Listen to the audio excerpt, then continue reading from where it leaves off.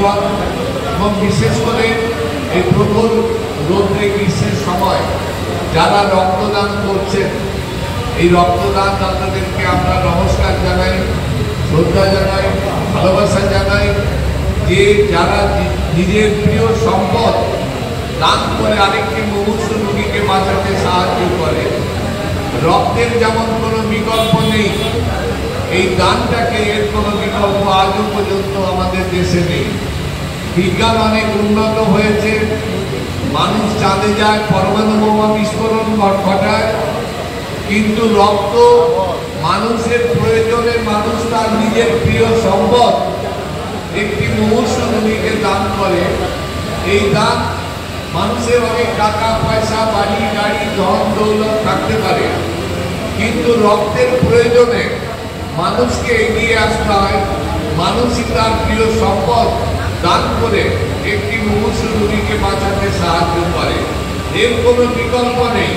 আমরা অনেক সময় লক্ষ লক্ষ টাকা দান করি, কিন্তু রক্তের মতন এই প্রয়োজনীয় সম্পদ যারা দান করছেন এর বিকল্প আজও পর্যন্ত আমাদের দেশের মনুষ্য জাতির মধ্যে নেই।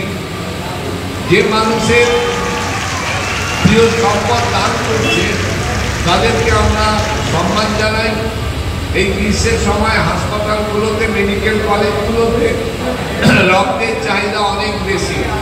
বিশেষ করে থ্যালাসেমিয়া শিশুদের, তাদেরকে প্রতি মাসে একবার কি দুবার করে রক্ত দিতে হয়, সেই রক্তটা পাওয়া যায় না। আমরা জুন মাসে 1 জুন থেকে সারা মাস ধরে রক্তদানের ব্যবস্থা করেছিলাম। গত 2 বছর ধরে আমরা দিয়ে এসেছি। এবছর নির্বাচন থাকায় আমরা সেই অনুষ্ঠানটা একটু পিছিয়ে দেব। আজকে 9 নম্বর ওয়ার্ডে কাউন্সিলর তিনি 9 তারিখে এই রক্তদান শিবির করছেন।